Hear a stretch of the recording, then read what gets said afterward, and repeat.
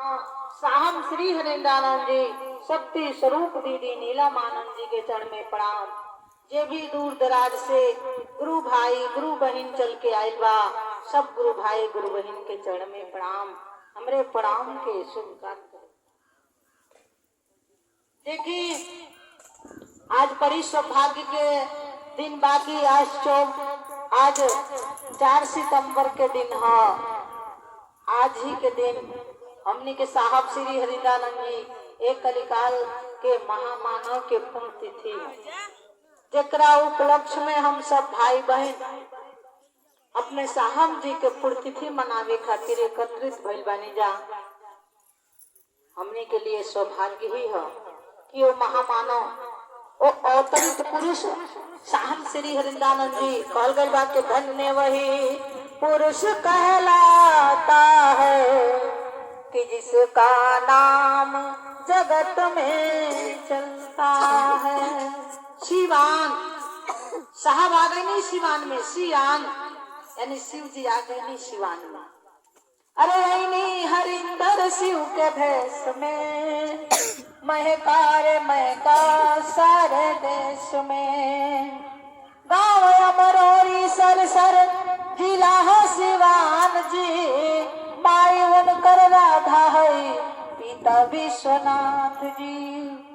आईने हरिंदर शिव के भेष में महका सारे देश में। साहब जी आईने जब सिवान में 31 अक्टूबर के साहब जी के जन्मदिन है, दीपावली के दिन साहब उदय भैनी जैसे चारों तरफ दीपक जल गई, लेकिन आज के दिन तारीख में साहब दुनिया से शरीर रूपी त्याग करनी और मन के त्याग नहीं कैले। मन से तो साहब कहने कि आज भी हम अपने भाई बहन के दिल में बसल बानी विराजमान बानी। देखे साहब हमनी के जिया के तरीका सिखा देनी, सहूलियत सिखा देनी, रहन सहन विचार भाव सिखा देनी। आज देखी इतना पवित्र रिश्ता दे देनी भाई बहन के। देखी दीदी लोग रिश्ता के बात कहेला कि लोग के बनावल रिश्ता है, लोग कहेला कि खून के रिश्ता मजबूत होला, लेकिन देखी दीदी खून के रिश्ता से भी बड़ी के भावना के रिश्ता होला। बनावल रिश्ता आज बा जौन साहब के देन हो, साहब के बदौलत जौन हमनी के भाई बहन के रिश्ता बनल बा। ये इतना पवित्र रिश्ता बा कि आज देखी दीदी सच्चाई बात कहल जाता, हकीकत जौन कहल जाला कि ये गुरु के चर्चा हो कि जौन रौरा दिल में समाहित होके, जौन रौरा पर बीतल होके, ये साहब कहनी अनुभूति बतावे। तो रिश्ता साहब हमने के इतना अच्छा रिश्ता बता देनी कि आज भाई बहन देखी अपन भाई लोग जल्दी से फोन ना करके बहन के हाल चाल पूछे ला। लोग वो लोग के समय ना मिलेला, बड़ी बड़े दिन पर समय मिलेला, लेकिन एगो गुरु भाई 3 दिन पर 4 दिन पर जरूर पूछे ला लोग, ए दीदी का हाल चाल बा, ठीक बानी की ना, तबीयत ठीक बा की ना, कहाँ बानी कहाँ ना। हम आप दीदी आप लोग से रिश्ता के बताओ तनी, हमार खुद के तबीयत खराब रहला, ऑपरेशन भई रहला, सब दीदी भैया सब जाके इतना देखभाल कैल है, जौन भी घटल बढ़ल लिहल दिहल बहुत कुछ हमारे गुरु भाई सब सुनत रहनी जाए ने। परावना के गुरु भाई, मुड़ाडी के गुरु भाई, रतवड़ के गुरु भाई, हाटा के गुरु भाई, सब लोग गुरु भाई लोग आवत रहला, गुरु बहन सब आवत रहनी है जा, सेवा भी करते रहने जा, रहत भी रहने है जा। अभी जहिया हमारा ऑपरेशन भइल है, अभी हमार 85 दीदी बाड़ी 3 दिन जाके हमारे लगे बैठा रहली। बताई ना ये सब प्रेम भाव साहब के बदौलत ही तो भइल। हर चीज में वो लोग के दीदी हई दीदी हऊ।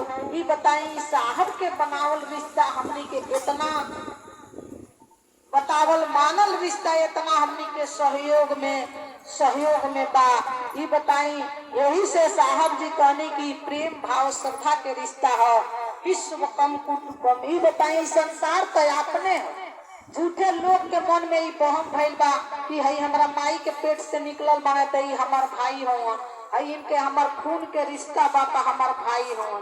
ये बताई आज रक्षाबंधन आई वाला अपना भाई लोग के जल्दी फोन ना आएला कि बहन नहीं है कि ना, लेकिन पूरे भाई सब रक्षाबंधन के दिने सब लोग फोन करते रहे कि दीदी आ जाए, राखी के दिने आ जाए।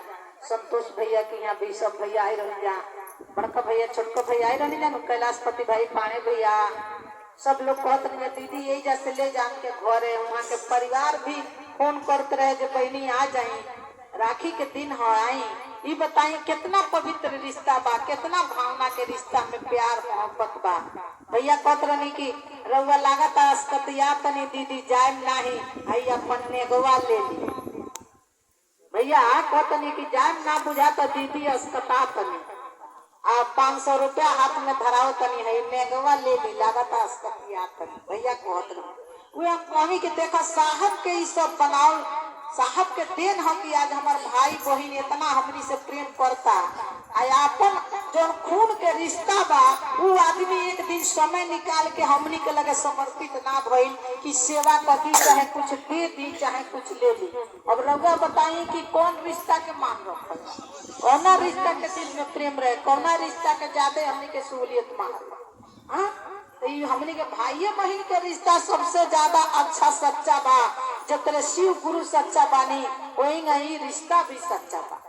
लेकिन देखी साहब हमनी के जो रिश्ता बना देने, आज साहब के ही सब देन से ये सब संभव हो पहिले बा। यही से गुरु भाई गुरु बहन सब देखी बिहार में जाए जला तो भैया सब कहे नहीं जा कि साहब जी तेरे प्यार ने जीना सिखा दिया, भैया जी तेरे प्यार ने जीना सिखा दिया, चर्चा सुना सुना के दीवाना बना दिया, चर्चा सुना सुना के। ये भैया रउआ हमनी के जिए के तरीका सिखा देनी कि हमनी के जीवन में के तरिया जिए के चाहिए, के तरह रहे के चाहिए, कैसे के तरह बोले के चाहिए। कम से कम ई तो हमनी के अनुभव हो गई कि के आपन के पराया बा, के दुख में साथ दी के ना दी, एकर पहचान रउआ करा दे।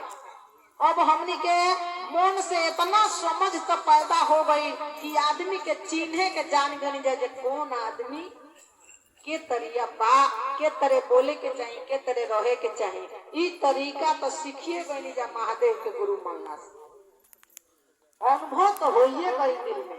हर गुरु भाई गुरु बहन के सच में साहब कहने की शिव तो ऐसा गुरु है कि अपने शिष्य के मानसिक पटल पर उतर के ज्ञान देला। तो सच में महादेव जी ज्ञान देवे लगलन कि के तरिया रहल जाइए समाज में, आ के तरह जियल जाये, कैसे के तरह बोलल जाये। तो अपन समस्या के हल धीरे धीरे सब महादेव के दया से होत रही, धीरे धीरे सब हुई, बस दिल में सोबर होके के चाहिए। आज वो महामानव के पूर्ण तिथि है। साहब के लगे तो हमनी के कोनो ऐसा शब्द नहीं के जैसे आभार व्यक्त कइल जा कि साहब हमनी पर कितना एहसान को देनी। जौन बात वेद में शास्त्र में छुपल रहे कि महादेव जगत के गुरु हैं, गुरु नहीं गुणाद पति हैं, लेकिन हमनी के वेद शास्त्र पढ़े के सांस समासा न रहे कि पढ़ल जा, लेकिन साहब बता देनी, उजागर को देनी। तो हमनियों के जान परख गई जा कि सच में महादेव जी गुरु हैं, और शिव ही जीवन में गुरु हुई हैं।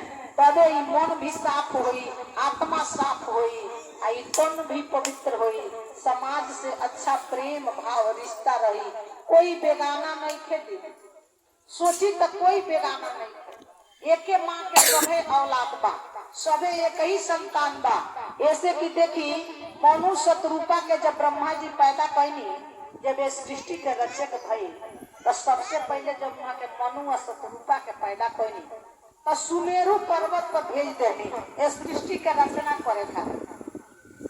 नहीं बताई मनुए शत्रुपा के जरी से तो संसार के रचयिता हो, तो एक के जरी से हमने सब जने बानी संकिना, एक ही माता पिता के संतान बानी जा। वहाँ लोग के हमनी के मनु शत्रुपा कहल जाला। हमरे भैया सब के मियाँ भाई सब वहाँ लोग मैया हौवा कहे नहीं लोगी, आ बाबा आदम कहे वही जो हमनी के मनु शत्रुपा कहल जाला। आ उहे के जरी से हमनी के सृष्टि मानव के हो तो पता ही तो हमनी के एक बानी जा कि ना हमेशा एक बानी जा ई तो ऐसा आके हमनी के गांव समाज में जब परिवार रहे लागल तो आदमी सोचल कि जब अलग अलग बंटवारा ना हुई तो शादी ब्याह कैसे करी तो हमनी के 4-5 हिस्सा में बट गई सब हिंदू मुस्लिम सिख ईसाई सब आपस में भाई भाई तो सब केहू तो अपने में बताई बेगाना के जब भाई रहू मनवा केहू के अपन समझ जाते ही अपन लागे बेगाना समझी से ही बेगाना ये दुनिया में बेगाना आपन कोई नहीं के सारी दुनिया आपन बा लेकिन जब राउ मन समझी कि हो हमार आपन बनी तबे राउ आपन बनी आ जब मन राउ ना समझी केहू के रिश्ता के महत्व ना दी उ सोची कि बस हम अकेले दुनिया में आई बनी हम ही ये दुनिया का मालिक बनी अकेले आए बे अकेले उड़ के चल जाए हमरा ये दुनिया से का मतलब बा लेकिन ये दीदी ऐसा ना जाला समय कि सबके सबसे जरूरत आ जा यही से बताओ जाला कि टोला पड़ोसा समाज में प्रेम भाव बना के रहल जाला समय कब कैसा नहीं आई केकरा से केकरा जरूरत पड़ जाई कोई जानता नहीं खे जाना कोई नहीं खे जानत कि समय कब का करा दी समय कब कैसन हो जाई केकर समय पलट जाई के राजा हो जाई के भिखारी हो जाई केकरा कब केकरा के आवश्यकता हो जाई केकरा आगे हाथ पसारे के ये कोई जानत नहीं ये सब किस्मत के खेला हो आई सब महादेव गुरु के दया देखी यही से साहब जी के श्रद्धा से हमनी के लगे कोनो ऐसा शब्द नहीं है जैसे वो महामानव के संबोधित कैला बस अपने दिल से अपने आत्मा से ये कहल जाला कि साहब दीदी के चेहरा ओ,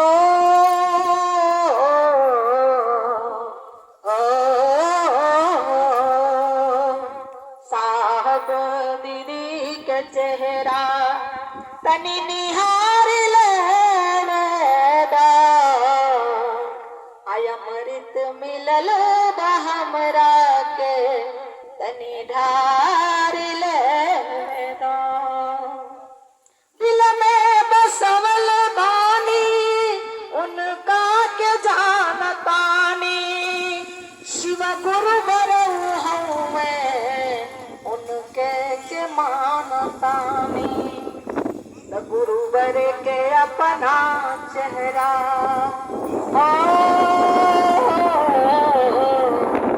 गुरुवर के अपना चेहरा तनी निहार ले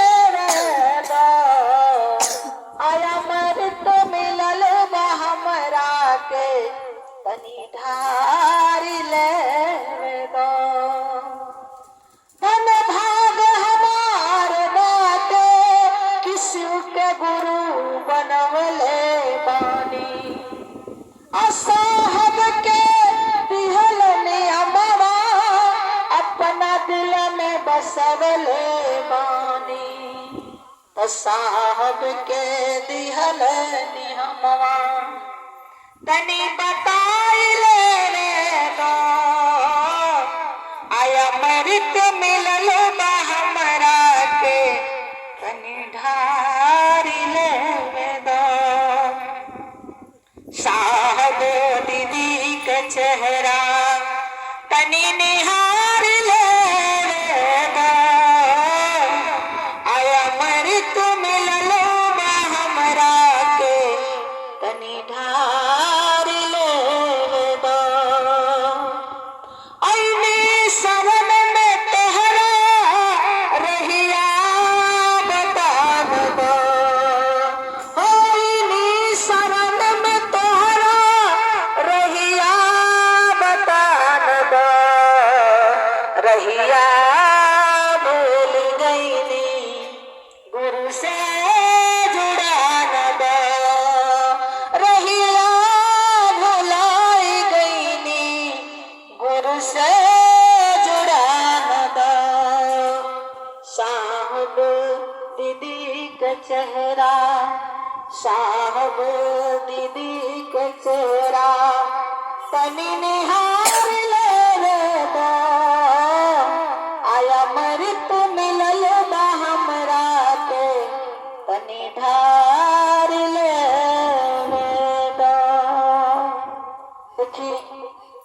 परमहंस श्री हृदयानंद जी जौन अमृत देखी अमर कथा तो हमनी के सुनले नहीं सन, बस ई पुराण में पढ़ले बानी सन 18वां पुराण में कि बाबा मैया पार्वती के अमर कथा सुनावे खातिर वहां के अमरेश्वर गईनी। अमरेश्वर देखी अमरनाथ धाम जन जाई गला बाजा के सामने इरा करी बड़ा आवाज देखी तो जाके जब बाबा मैया पार्वती के अमर कथा सुनावे लगनी तो मैया भी अमर कथा के ना सुननी। लेकिन देखी साहब कहनी कि महादेव के चर्चा ही अमर कथा है। साहबे बाती के पता लगौने की ये मेरे भाई ये मेरे बहना ये महादेव के चर्चा ही अमर कथा है। अगर लोग आए के अमर कथा समझी पर रसपान करी या गुरु के चर्चा करी। गुरु के चर्चा के मतलब का भाई मनो गुरु के विषय में बातचीत कैल, अपना इष्ट देव के विषय में बातचीत कैल कि महादेव जी बसहा बैल पर बैठी ले, वहाँ के दिगंबर है, भास्म लगाई ले शरीर में, जटा में गंगा बहाई ले, मस्तक पर लीलाल पर चंद्रमा के पास बा। जौन चंद्रमा कलंकित चंद्रमा हो गई रहले, सब देवता लोग छह राजा दक्ष प्रजापति उनके 6 रोग के श्रापित कर दिले रहनी, उन्हें के ससुर रहनी।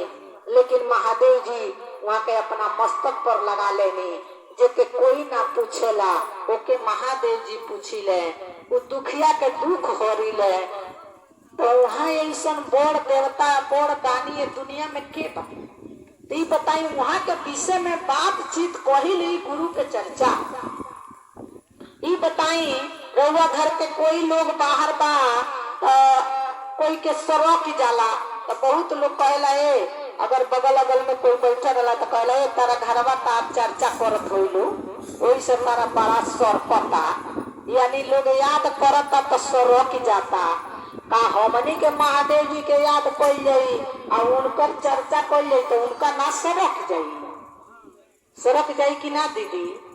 वो तो महादेव वो तो जान जाइए कि कौन हमार शिष्य हमार नाम के स्मरण स्तुति करता, हमार सुमिरन करता, हमारा से दया मांगता, तका हमनी पर दया ना करी है, उनके ना सड़क जाई। तो साहब कहने की तुम महादेव के चर्चा करे लोगी जो महादेव के सड़क जा, जो जान जा जे कोनो हमार शिष्य हमार नाम लेता। और जबकि ये पुराणों में लिखल बा कि मैया पार्वती कहली कि हे भोलेनाथ त्रेता में लोग जब कलिहल, द्वापर में तप कलिहल और सतयुग में लोग पूजा पाठ कलिहल नियम धर्म से, तो वो लोग के जीवन के भवसागर से पार हो गए, लोग मुक्ति मिल गई। लेकिन कलयुग के लोग तो न जप करी न तप करी और न मन से पूजो पाठ मन से ना करी। पंडित जी कहे तने 2 अक्षत चढ़ावा ना तो कहले पर कोई करावल हो गई। जितना ना लोग कहला कि बर्तन उठा के हो जा से धो दो तो हम उठनी केहू मन से उठा के हमने धो दे, मन रही चाहे ना रही हाथे से उठा के धो दे। अब मन कहीं और रही, दिल कहीं और रही, आत्मा कहीं और रही, लेकिन उठा के तो कोई से करावल हो गई। तो पूजा पद्धति में भी आदमी के मन नहीं के लागो। तो साहब कहनी यही बाती पर कि एक कलयुग के लोग, मैया भी कहनी कि कलयुग के लोग के कैसे तरम तारा हो, इस सब तो वहाँ लोग कुछ करबे ना करब लोग। आ सही बात बा कलयुग में कोई करत था, अरे झट देख के उतरे नहा तो 2 अगरबत्ती बारला पूरा घर देखा देला। अब बुझाला मन में ये सोचत लगे देखो देखौले बनी जरोले में उल्टे बनाई तो दाग दे लगेला वो बत्ती जब लोग कहेला कि दे तो नहीं तो देखो तड़ा ले लही बानी। भगवान के लोग देरवान धमका देता 2 अगरबत्ती से का करो। ये जनमानस के ऐसा रीति बा कि समझल बड़ी कठिन बा। तो मैया जब इतना बात बाबा से कहली तो बाबा कहने कि पार्वती अरे कलयुग के लोग के इतना चिंता न करो, कलयुग के लोग बहुरंगी हुई। बाबा कहनी कि कलयुग के लोग बहुरंगी हुई, कलयुग के लोग के मत चिंता करो, रंग बिरंग में भूलल रही, अपना पराया में भूलल रही, वही में वो बिजी रही, कोई मोबाइल से बिजी रही, कोई दूसरा के शिकवा शिकायत में बिजी रही, कोई बतियौला में बिजी रही, कोई तकला में बिजी रही, सारी जनमानस बिजी रही। तो जौन बात शिव पुराण में मैया पार्वती से बाबा कहनी सेम उहे बात रामचरित्र मानस में तुलसी वाली खनी कि कल जुग नाम एक आधारा सुमिरी सुमिरी नर उतर पारा कि सुमिरी सुमिरी नर उतर पारा। देखी दीदी कितना बढ़िया बात, जब बाबा ई बात के कहनी तो मैया पार्वती भी समझ गई। आ सेम बात शिष्यानुभूति में साहब भी कहनी कि कलयुग में नाम ही आधार बा। भगवान के नाम अगर ये मुखार बिंदु से ले लिया जाई, ये चिड़वा से ले लिया जाई, ये मुख से ले लिया जाई, तो वो हमने के प्राण के आधार बा। कलयुग नाम एक आधारा सुमिरी सुमिरी नर उतर पारा।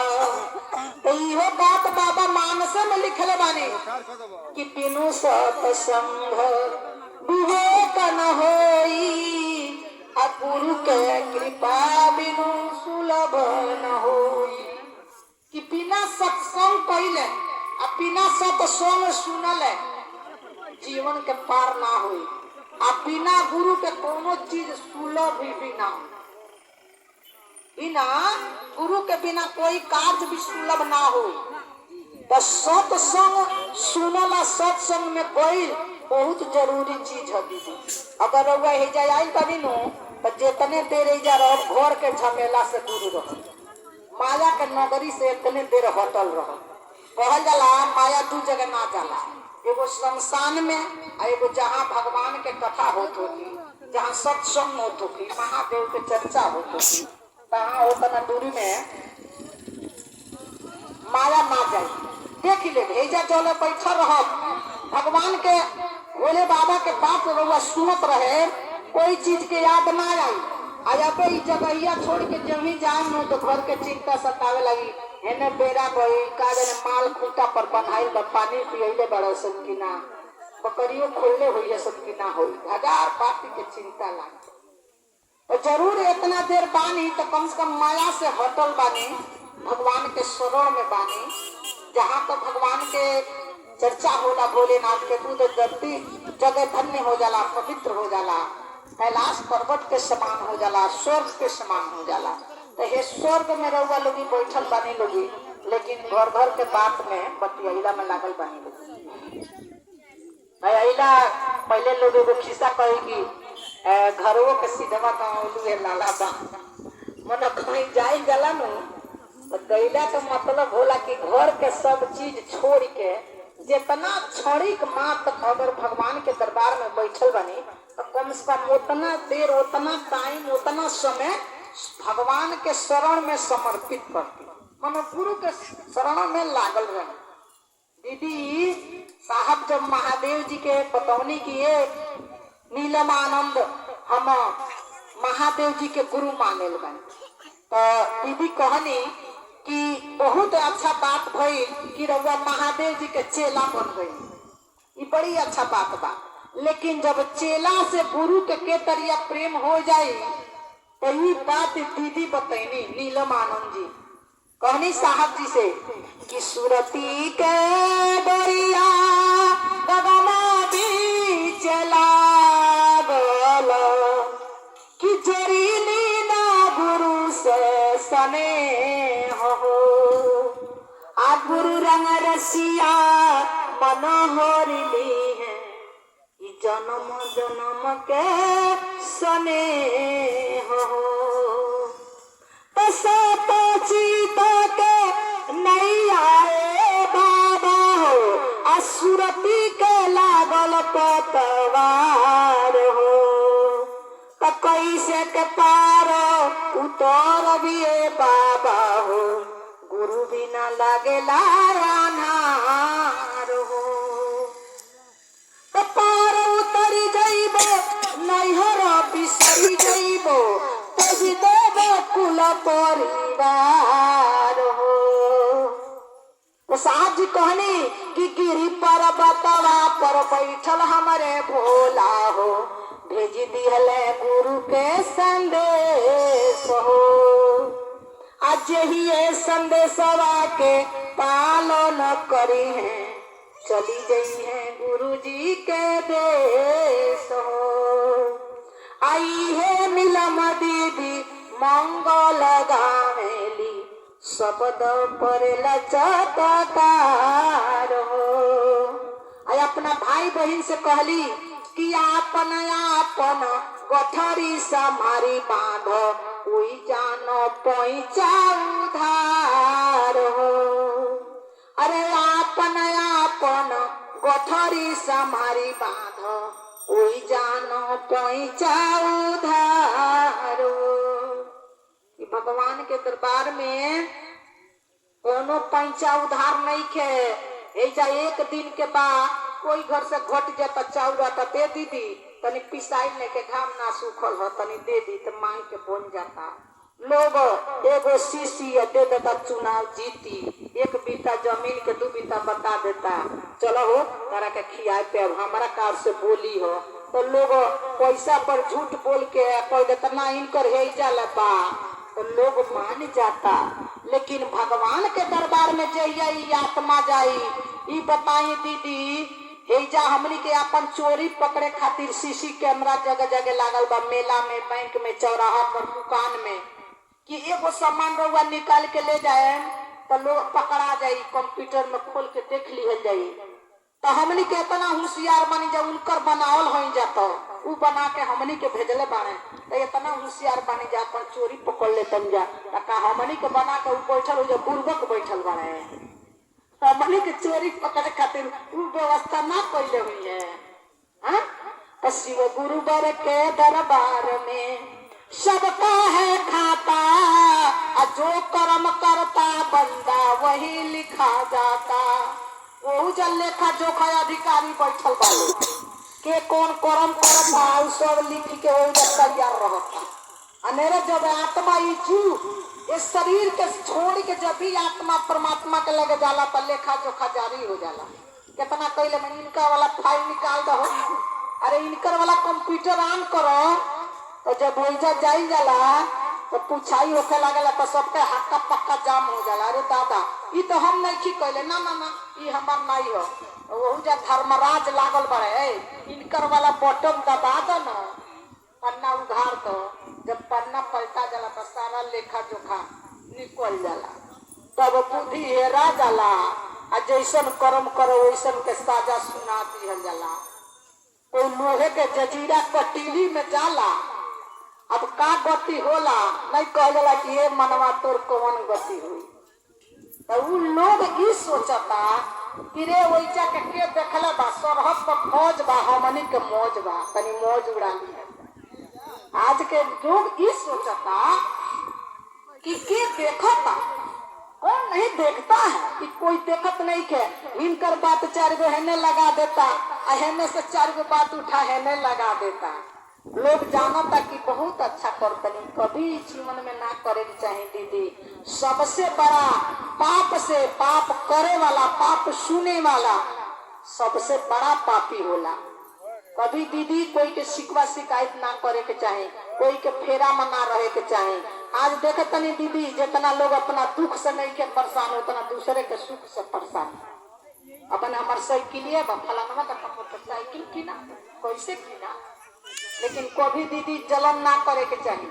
कर भला तो हो भला, पर ही तो सेवा धर्म नहीं दूजा। अगर एक दूसरा के रौरा भला करे तो वो रौरे भला होई। कभी आजमा के देख ले, एक दूसरा के जहाँ रौरा बुरा के सोचनी ओसे दुगुना भगवान राव बुरा सोचती।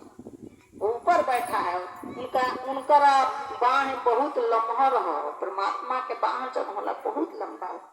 तो ये बताए साहब वो कहनी किया वो ऐसा कर्म हम करें मर भी जाए तो जिंदा रहे।